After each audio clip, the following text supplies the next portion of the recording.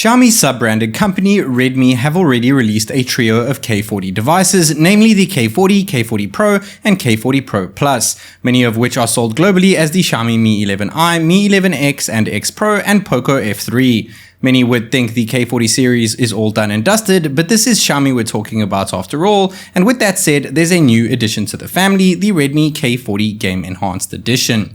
The device is only currently available in mainland China, so prices in the top right corner are based on the current Chinese exchange rates. It is worth mentioning that the phone may very well be released globally as the Poco F3 GT. We get an L-shaped USB Type-C to Type-A cord. It is yellow, as well as a yellow 67 watt power supply charging brick that is in the box. It's a lot smaller than other 67 watt charging supplies. That being said, let's go ahead and unwrap this guy.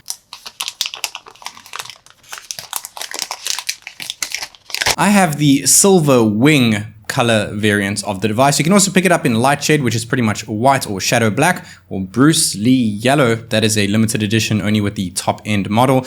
I really like the silver wing edition. It looks pretty much gray into silver into white. It's very sexy if you ask me. We have that little lightning bolt at the back, which is actually the flash, and we have RGBs around the camera, though it only seems to work for now when charging the device or initially opening up a game. We have Gorilla Glass 5 in the front and back with an aluminum frame. Other K40 devices use a plastic frame. And though it is a matte finish at the back, it looks like it's metal, it's actually glass. Fingerprint smudges are definitely apparent.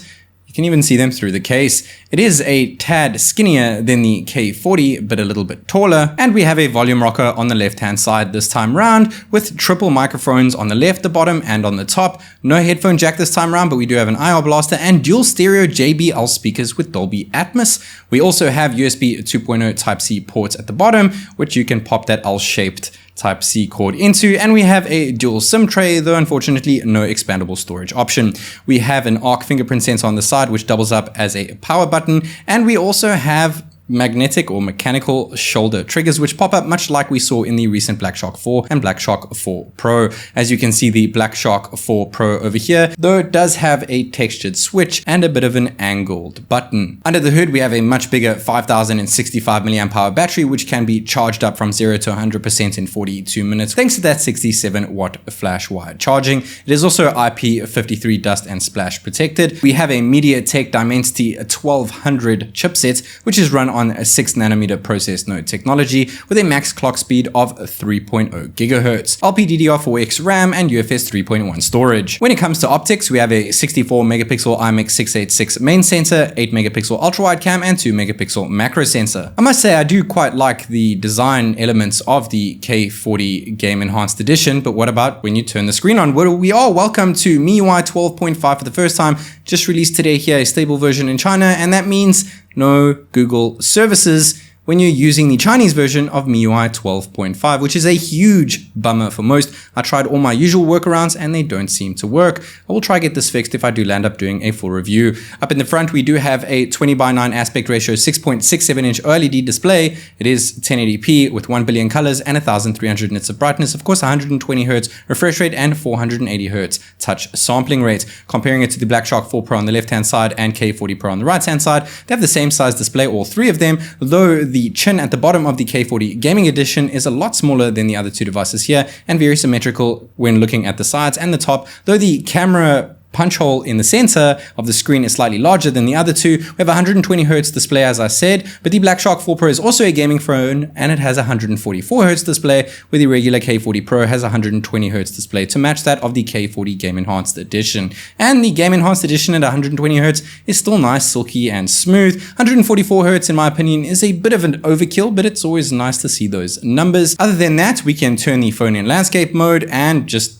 flick both triggers up and we get welcome to Game Turbo, which we've seen in many Xiaomi devices around. We have a bit of a Game Turbo overlay over here, though no FPS counter. We have to dig into developer options for that, but at least there is an option for it. And we do have those touch triggers, all those pop-up triggers, that is. They are indeed mechanical, so they can only be used for two things, one finger on the left and one on the right. No swipes, no dual functions, that's about it, but they work pretty well, and we are getting a solid 120 frames per second when running Bullet Force in max graphics. But what about the speakers?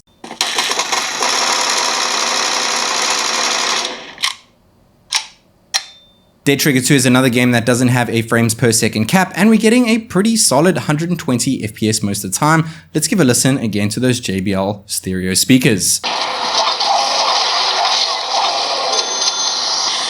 I really wanted to showcase Genshin Impact on the device, but I tried. I actually spent about 4 hours. It just didn't land up working. We do have a cooling system made up of graphene, graphite, and a vapor chamber within the device, so it should keep things pretty cool. And how does that combine with the Dimensity 1200 6nm process node technology driven chipset running through AnTuTu version 9.0.5, and I'll once again, of course, compare it at the end to other devices around. I'm not going to do a heat test this time around. I'll keep that for the full review. And when it comes to the results of AnTuTu version 9, the Redmi K40 Gaming Edition placed last amongst these other devices here with a score of 684,326 points. The Redmi K40 Game Enhanced Edition is certainly an incredible budget-friendly gaming device, which could have some competitors worried. However, Xiaomi already have a sub-branded gaming company known as Black Shark, and in my honest opinion, make much better gaming devices at a similar price point.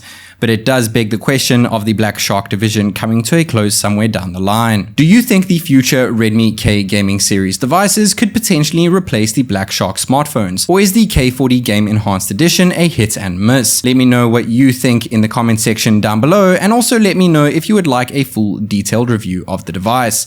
I'll be making a poll regarding the full review within the community tab of my channel, so make sure you cast your vote after this. A sub to the channel would be fantastic. This is TechNick, and I'll catch you in the next one.